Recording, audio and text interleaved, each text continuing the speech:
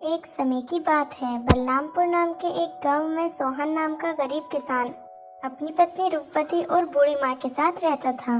सोहन की एक छोटी बेटी जिसका नाम गीता था। सोहन अपने परिवार का भरण पोषण गांव के मुन्नू जी के यहाँ मजदूरी करके क्या करता था। सोहन के घर का गुजारा बहुत मुश्किल से हो पाता था। सोहन के पास थोड़ी सी जमीन थी जिस पर रूपवती सब्जियां उगाया करती थी और गांव के बाजार के दिन बाजार में बेच आती थी।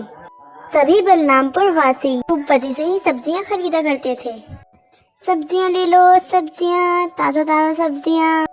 सब्जियां ले लो सब्जियां, ताज़ा ताज़ा सब्जियां। अरे रूपवती, कैसी हो बेटा? और घर में सब कैसे हैं? मुन्नी कैसी है? मैं अच्छी हूँ काकी, पर भी सब ठीक है और मुन्नी भी। काकी और बताओ, आज बाजार कैसे आना हुआ और काका कहाँ हैं? क्या बताऊं रूपवती, तुम्हारे काका किसी काम से दूसरे गांव गए हुए हैं। इस कारण मुझे अकेले ही बाजार आना पड़ता है। अच्छा चलो ये बताओ, टमाटर किस भाव दे रही हो? वही भाव काकी, 20 रुपए किलो। अच्छा चलो, मुझे 1 किलो टमाटर दे दो। रूपवती 1 किलो टमाटर देती है और काकी से बदले में पैसे ले लेती है। रूपवती के खेत में एक सूखा कुआं भी था जो सालों भर सूखा रहता था। उस कुएं में एक बूंद पानी भी नहीं था। इस कारण रूपवती दूसरे गांव वालों के कुएं का पानी अपनी खेती की सिंचाई के लिए इस्तेमाल करती थी। कुएं से पानी देता देखकर कुएं के मालिक हरिदास को बहुत जलन होती थी।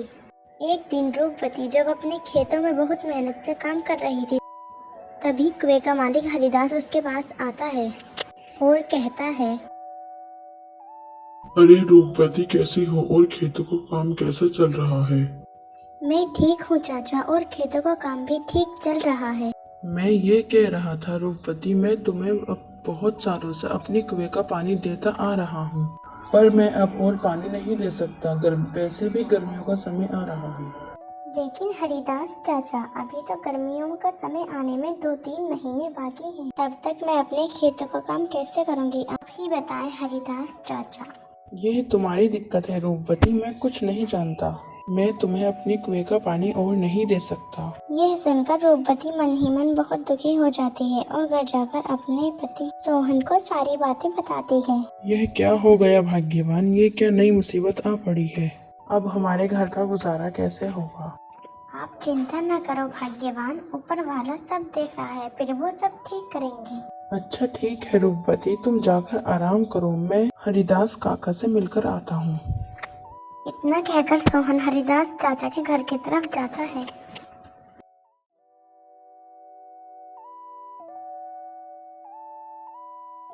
हरिदास चाचा, ओ हरिदास चाचा, हरिदास चाचा। अरे आता हूँ, कौन है भाया? अरे सोहन, तुम मेरे घर कैसे आना हुआ? जी चाचा, मेरी पत्नी ने बताया आपने कुएं का पानी देने से मना कर दिया है। हाँ सोहन, ये बात सच है कि मैंने रूपवती को अपने कुएं का पानी लेने से मना कर दिया है। ऐसा क्या हो गया चाचा? देखो सोहन, मैं तुम्हें कई सालों से अपने कुएं का पानी देता आ रहा हूँ और इस बार गर्मियों का समय आने वाला है जिससे कुएं का पानी सूखकर कम हो गया है। अगर मैं तुम्हें कुएं का पानी देता हूँ तो मुझे गर्मियों में बहुत परेशानी होगी। लेकिन हरिदास चाचा, अभी तो गर्मियों का समय आने में 2-3 महीने बाकी हैं, तब तक हमारे खेतों का क्या होगा? मैं नहीं जानता सोहन, ये मैंने रूपवती से भी कहा था, ये तुम्हारी समस्या है। मैं तुम्हें अपने कुएं का पानी नहीं दे सकता।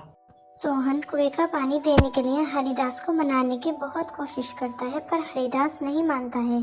फिर सोहन निराश होकर थक हार कर वहां से चला जाता है।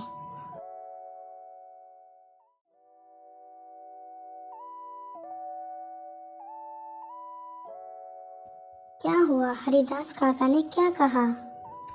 होगा क्या भाग्यवान, हरिदास काका ने पानी देने से मना कर दिया। कह रहे थे अगर मैं तुम्हें पानी देता हूँ तो मुझे गर्मियों में बहुत परेशानी होगी।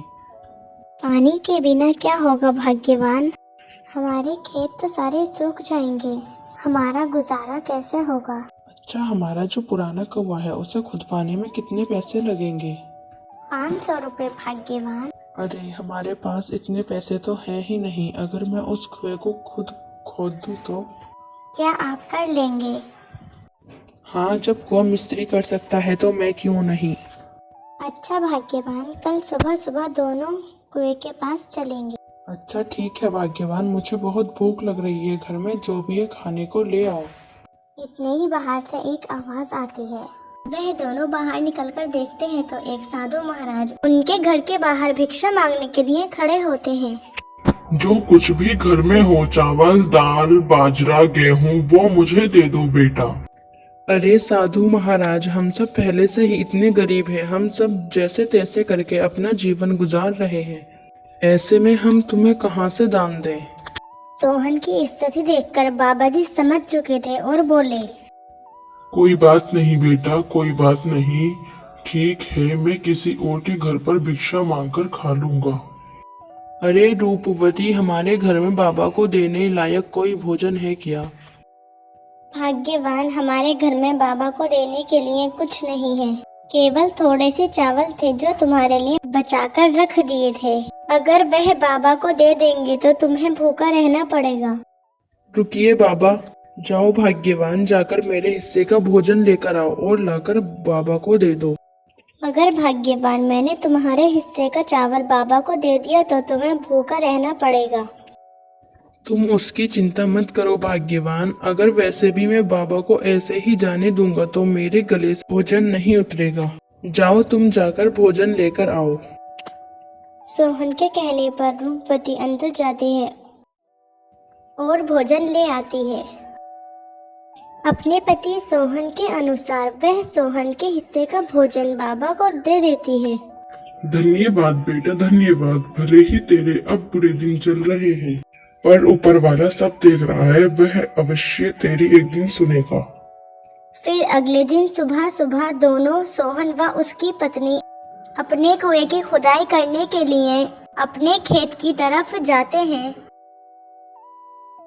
देखो रूपवती, देखो, हमारे कुएं में तो एक बूंद भी पानी नहीं है। हाँ भाग्यवान, प्रभु हमारी कौन सी परीक्षा ले रहे हैं। इसके बाद सोहन खुदाई करने के लिए कुएं के अंदर चला जाता है। बहुत समय तक खुदाई करने पर वह थक जाता है और आराम करने के लिए बैठ जाता है।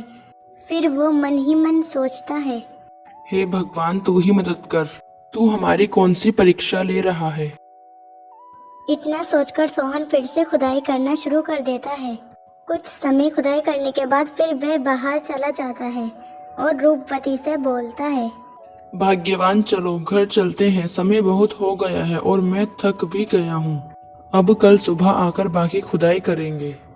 वह दोनों थक हार कर घर लौट जाते हैं। फिर अगले दिन सुबह होने पर वह अपनी खेत की ओर कुएं के पास जाते हैं तो वह देखते हैं कुआं पानी से भरा हुआ है। कुएं को पानी से भरा देखकर सोहन बोलता है, लगता है ये सब हमारे अच्छे कर्मों का फल है, प्रभु ने हमारी सुन ली।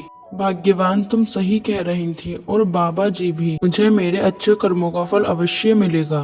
तो दोस्तों, आपने देखा जो अच्छे कर्म करता है उसके साथ हमेशा अच्छा ही होता है।